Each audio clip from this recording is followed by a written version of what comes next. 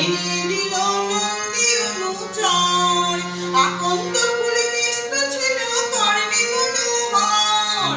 ক্ষুদ্রর ফুল এনে দিল নন্দী অনুচর। ও দেখি নয়নে দেখেন ভোলা কি দেখে, সামনে দেবী কালিকা বল্লা গৌরী বালিকা। সামনে দেবী কালিকা বল্লা গৌরী বালিকা। আহা শিব ঠাকুরের গলায় দুলি বইটি ফলের মালিকা।